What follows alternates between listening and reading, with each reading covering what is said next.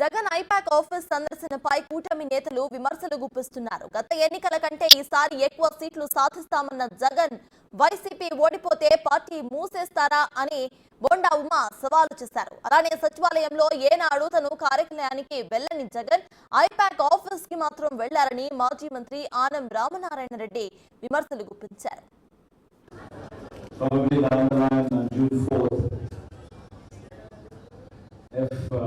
On the day that results would be coming up,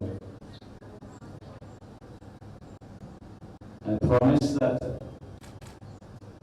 this results would ensure that the whole country would stand up and look towards Andhra Pradesh.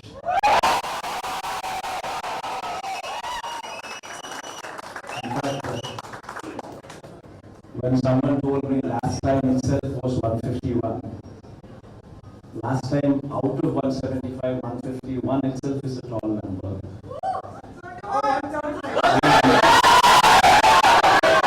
And someone told me 22 out of 25 itself is a tall number. This time, we're going to beat that record.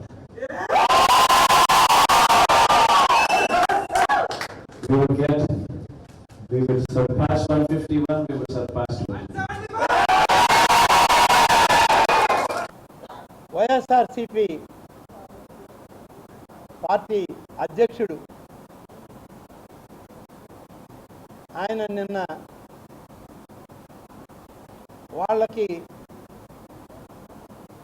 ప్రభుత్వ పాలనలో ఈ ఎన్నికల్లో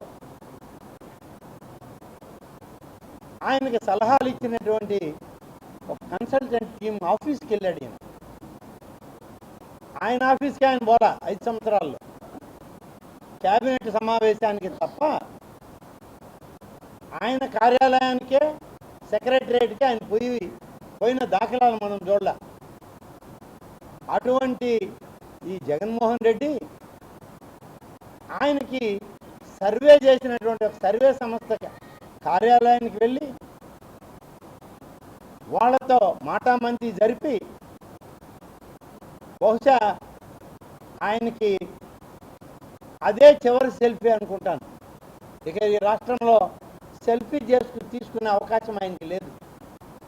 ఆయన యూకేకి పోతా చివరి selfie ఆ యొక్క survey సంస్థతో టీంతో సెల్ఫీ తీసుకొని వచ్చాడు.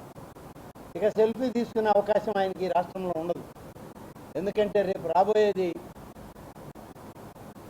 బీజేపీ, జనసేన, తెలుగుదేశం కూటమి అధికారంలో.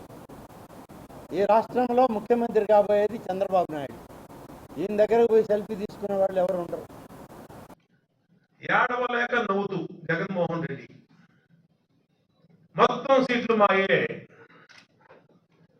మొత్తం గెలుస్తున్నాం, చరిత్ర సృష్టిస్తున్నాం,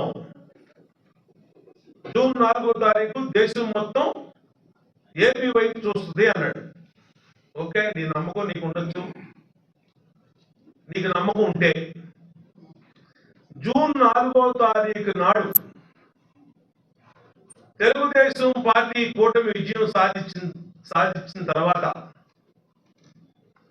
నీ భాషలో చెప్పాలంటే తెలుగుదేశం విజయం సాధిస్తే నా వైసీపీని మూసేస్తానని చెప్పి ఎందుకు మాట్లాడవు?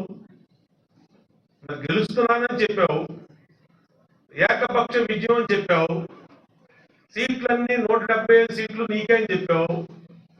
మరి అన్ని సీట్లు నీకే అయినప్పుడు రాని పక్షంలో వైసీపీ పార్టీని మూసేస్తానని కూడా ప్రకటించాల్సిన బాధ్యత నీ మీద ఉంది జగన్ రెడ్డి.